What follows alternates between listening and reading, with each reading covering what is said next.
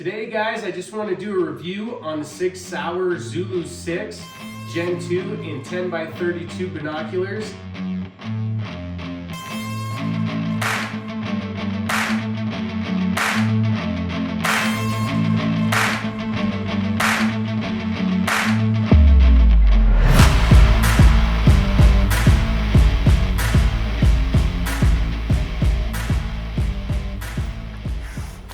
Not gonna lie, these SIGs are the best. The only person who could make a better pair is if Schwarsky comes out with some stabilizers. Some wise words from the mountain. Now let's dive right into it. I've had these binos for about 2 years now, and I've really fallen in love with these. Funny story is, I was at one of the Western hunting summits, and I ended up running into a guy who had a pair of these, and he picked them up and he glassed up a turkey at about 3 miles away. Me thinking there's no way in heck that you could pick up a turkey that far offhand with a set of binos. I called BS on him, and he let me borrow his binos. I threw them up, and sure enough, 3 miles away, I could see that there was a turkey way off in the distance. It was from that moment that I was sold on these binos. Seeing these and the price, I want to say these are roughly about $770 to 10 powers, and it goes up in the tiers that you go, like up to the 12s and 16s, the higher the price will go. But so far, I have been nothing but impressed with these binos.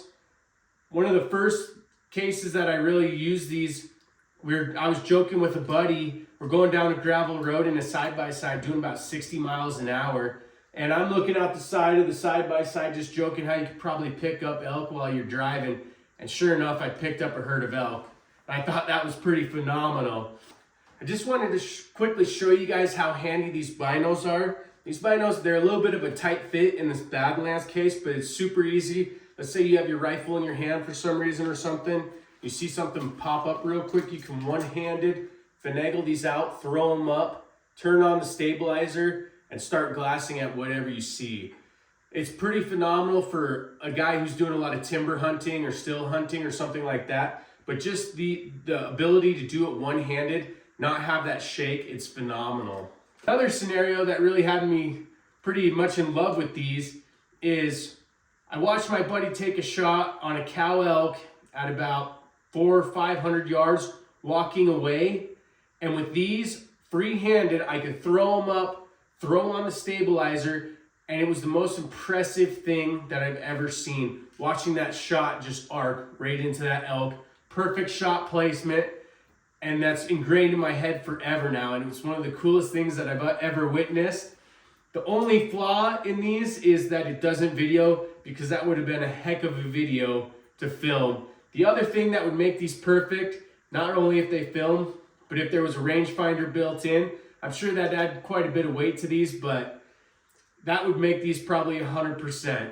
Okay guys, just to show you how these work a little bit.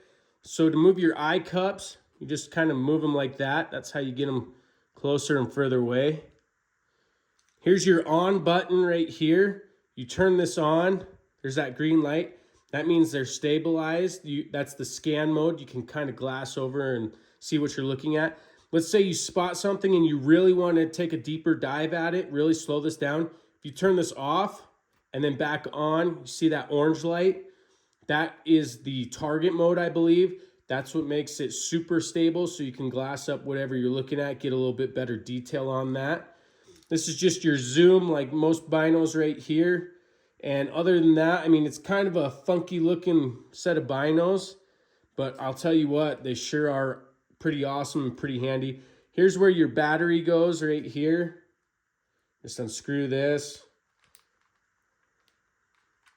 And there's your battery. So pretty easy and pretty intuitive to use. I will tell you, it took me a while to figure out that super stabilizer mode. Definitely wish I would have noticed that beforehand. Now, even though I think these binos are damn near perfect, they still do have their flaws like anything else. Some of the big ones that I've seen are the low light is not the best. I'm going to be honest, spring bear season, I seem to struggle with that last 30 minutes of light. It seemed like it was just really dark. Maybe it was the canyon I was in too. Not trying to make excuses, but the low light on these is not ideal. I'd be curious if those 12 by 42s with that extra 42 would give you enough light that it would help. I'd really like to test those out and see if they're any better.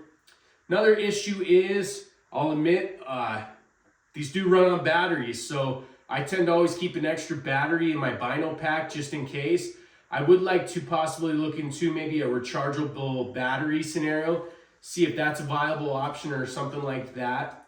And then the biggest issue I've seen with these is right away when you get them, a lot of guys look through them, turn them on, you seem to almost get like a seasickness, not quite that bad, but you kind of get dizzy. And I've heard for a lot of guys that's the case. I kind of had that issue, but it seemed like over time, the longer I used them, that kind of went away. And then my final scenario would be back to the battery. If you do run out of battery and you have to use these, you'll be surprised at what a handicap you have. It's definitely quite impressive how much you utilize that battery and you throw these up and turn that stabilizer on. When that battery ran out on me this fall and I had to just go back to the old style, I couldn't believe how much shake I had in there. And it really took me time to focus in, you know, walk in there on my knees and everything, or set up the tripod and go back to setting this on the tripod to glass. That is just one of the bigger flaws if you're not good at keeping up on stuff.